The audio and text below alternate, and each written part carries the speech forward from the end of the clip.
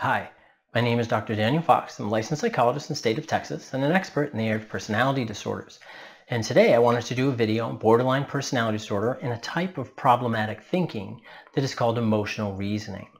Now, many individuals carry this false belief that if I feel it so strongly, it must be true. This is actually a pattern of problematic thinking. This is called emotional reasoning. And now these feelings are so intense, you just know that they're true. But there's no evidence to show that they are factual, that they are genuine. So due to these overwhelming, unverified emotions, you engage and act and react, often sabotaging relationships and yourself, which are causing greater problems for you as you're living your life and trying to connect with people. Okay. So in this video, we will discuss the problematic thinking type that's called emotional reasoning to help you identify it, challenge it, and control it to produce the best possible outcome for yourself. So let's get started. Now, emotional reasoning is just as I said before. So you feel something so strongly, you believe it without question. Have you ever felt like someone was lying to you, or significant other was cheating on you, or you were about to be abandoned by someone, maybe perhaps your favorite person, or someone who's very important to you, but you didn't have any evidence, but you just knew it to be true? There was something inside this intense emotion that you just knew it to be true. And because of all these feelings, you act on them. You call out your friend for being a liar. You accuse your significant other of cheating on you, or perhaps you cheat first because you know that they're cheating on you, so you want to beat them to the punch, or you push that other person away so they leave you, abandoning you, but then you have this false belief, this false sense that, well, at least I did it first. So this type of problematic thinking is common in those with and without personality disorders. Now, I believe that those with personality disorders, that they tend to experience this more often and more intensely. But recognizing this and understanding it is a critical factor, right, for everyone who has this type of problematic thinking.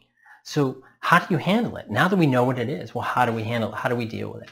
Well, first thing is remember that because you feel it doesn't make it true.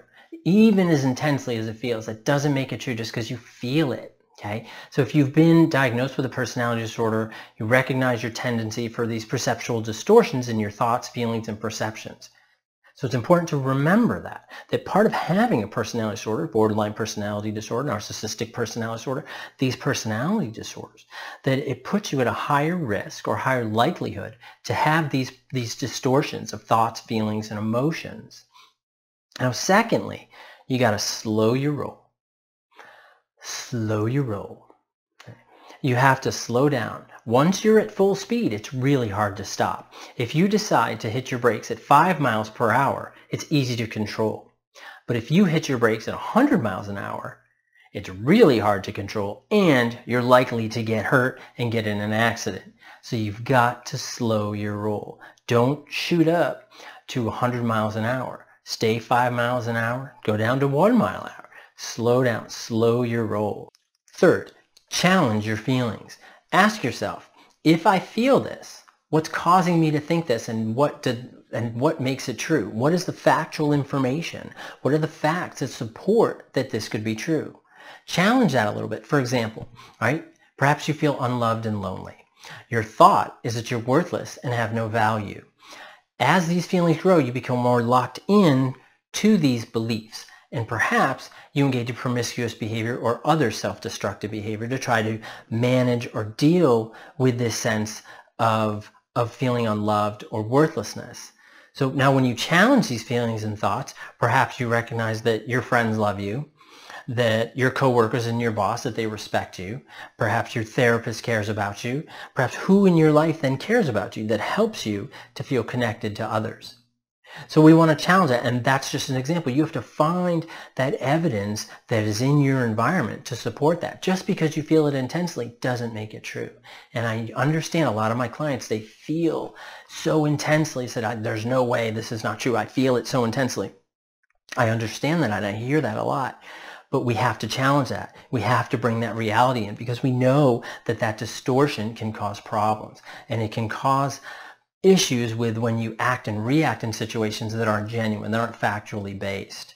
So when when you do this, when you're challenging it, you're adding this rational component, a controlling component for yourself to how you see yourself, how you see your feelings, and how you'll respond in different situations. So you want to challenge your emotional reasoning and practice these 3 steps on a continual basis, not when you're triggered, right? We know that mental health skills is like roller skating. The more you do it, the better you get at it, okay? And if you do it only, right, when you're under stress, when you're triggered, it's harder to manage it because you have all that stress. And when we're stressed out, our view becomes very provincial. We can't take in other information. We can't fall back on these skills. But if you build those skills when you are triggered, you can utilize those skills and challenge those emotions, those intense feelings, that emotional reasoning, because you feel it, you know it's true. And you can use these steps to try to help you gain control. And that's what's so critical for a lot of my clients, is that they feel so out of control. That doing these 3 steps can help you gain control, understanding your emotions, and doing things positively for yourself. You can do it. It is possible. I hope that that you've enjoyed this video. If you've seen some of my other videos, you know this is a little bit of a different look. I'd love to hear what you think. And I hope, again, that you found this useful, this information useful. That's, of course, more important than backdrops or anything like that. If this is your first video you're seeing, subscribe. Check some of my other videos out if you'd like.